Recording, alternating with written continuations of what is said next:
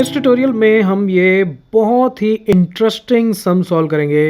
It says what length of tarpaulin 3 metre wide will be required. तो पहले हम सिर्फ इतनी बात को समझते हैं कि ये क्या कह रहा है। ये कह रहा है कि हमें लेंथ फाइंड आउट करनी है। ठीक है, हमें लेंथ फाइंड आउट करनी है टारपॉलिन की। ये बेसिकली एक मटेरियल है और कुछ नहीं है, जो 3 मीटर वाइड हमें गिवन है। तो वो 3 मीटर वाइड हमें ऑलरेडी एक मटेरियल गिवन है। वो कहता है कि उसकी लेंथ फाइंड आउट करो। हमें इसकी लेंथ फाइंड आउट करनी है एक ऐसे मटेरियल की जो हमें 3 मीटर वाइड गिवन है। तो आप इसको भूल जाओ कि ये इसका कोई ख़ास मीनिंग है। It's just a material. ठीक है, तो कुछ भी हो सकता है, ये कोई क्लॉथ भी हो सकता है, कोई और मटेरियल हो सकता है, कुछ भी हो सकता है। तो इट्स नॉट इम्पॉर्टेंट। इम्पॉर्टेंट ये है कि हमें एक रेक्टेंगुलर रीजन है जिसकी विड्थ पता है और उसकी लेंथ निकालनी है। ठीक है, to make conical tent of height 8 metre. वो कह रहा है कि ये इतना कपड़ा हमने लिया, इसका एल हमें नहीं पता, वो हमें फाइंड आउट करना है कि ये जितना भी कपड़ा था जिसकी हमें लेंथ निकालनी है, इस कपड़े को यूज़ करके, इस मटेरियल को यूज़ करके हमने एक कोनिकल टेंट बनाया जिसकी हाइट थी 8 मीटर। हाइट उसकी 8 मीटर हो गई और बेस रेडियस उसका हो गया 6 मीटर। तो बेस पे जो सर्कल बनता है उसका रेडियस कितना हो गया 6 मीटर्स। अब आगे वो कहता है कि assume that the extra length of material that will be required for stitching margins. तो थोड़ा सा स्टिचिंग करते हुए कपड़ा एक्स्ट्रा लग गया, थोड़ी सी वेस्टेज हो गई। ठीक है, कटिंग करते हुए। तो वो कहता है अप्रॉक्सीमेटली 20 सेंटीमीटर जो है वो एक्स्ट्रा लग गया, किसमें, लेंथ में। ठीक है, यानी कि ये जितना भी कपड़ा लगा है उससे 20 सेंटीमीटर एक्स्ट्रा, 20 सेंटीमीटर, ये जो लेंथ है 20 सेंटीमीटर एक्स्ट्रा कपड़ा हमारा यूज़ हुआ है, क्योंकि इतना कपड़ा स्टिचिंग में, कटिंग में वेस्ट हो गया। ओके, तो अब हमें ये पूरी लेंथ फाइंड आउट करनी है इस कपड़े की कितनी है। देखो, इसको आप ऐसे समझो सबसे पहले कि ये पोर्शन तो वो वाला पोर्शन है, ये कपड़ा उतना कपड़ा है जिसको यूज़ करके टेंट बना। ठीक है, और ये है इसका एक्स्ट्रा मटेरियल।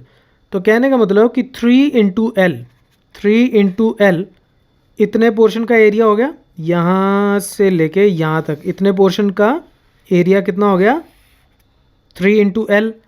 तो ये जितना एरिया हुआ, यानी कि ये जितना कपड़ा हुआ, उतने में हमारा ये टेंट बन गया। ठीक है, अब टेंट जब बन गया, अब टेंट को भी आप ध्यान से देखो।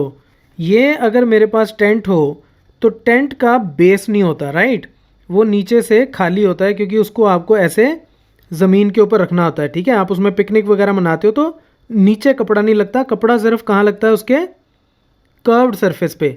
तो इसका कहने का मतलब ये है कि इसका कर्व्ड सरफेस और ये वाला पोर्शन ये आपस में बराबर होंगे। ये कर्व्ड सरफेस, इसका एरिया, और ये 3 इंटू एल, ये एरिया आपस में क्या होगा, बराबर होगा। ठीक है, तो कहने का मतलब ये है curved surface area of tent जो कि कोन की शेप का है, वो कितना होना चाहिए, वो होना चाहिए 3 इंटू एल के बराबर, 3 इंटू एल। ठीक है, एल मेरा कहाँ से कहाँ तक है, एल मैंने लिया है यहाँ से लेके यहाँ तक। ये 20 सेंटीमीटर्स अभी मैंने कंसिडर नहीं किया। ठीक है, तो सिर्फ इतने कपड़े में मेरा टेंट बन गया। तो इसका मतलब इसका curved surface area 3 into L के बराबर है।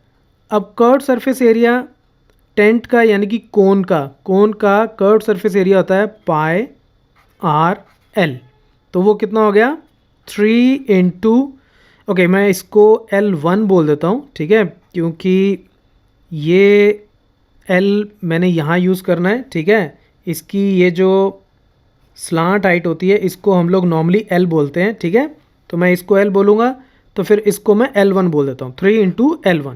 ठीक है, अब L मुझे नहीं पता है, इसमें मुझे इसकी हाइट पता है, मुझे रेडियस पता है, और मुझे ये भी पता है कि हाइट और रेडियस आपस में हमेशा 90 डिग्री का एंगल बनाते हैं, क्योंकि ये राइट सर्कुलर कोन होता है। ठीक है, इसके बारे में मैं पिछले ट्यूटोरियल में भी बड़े अच्छे से बता चुका हूँ कि ऐसा क्यों होगा कि ये राइट एंगल ट्रायंगल बन जाएगी। जस्ट इन केस आपको नहीं पता तो वो वाला ट्यूटोरियल देख लेना, उसका लिंक टॉप राइट कॉर्नर में डिस्प्लेड है। ये A, इसको O और इसको मैं अगर B मान लूँ, then triangle AOB is a right angled triangle. This implies L square is equal to कितना हो गया, इसको मैं H मान लेता हूँ और इसको R, ठीक है। ये हाइट हो गई और ये क्या हो गया, रेडियस।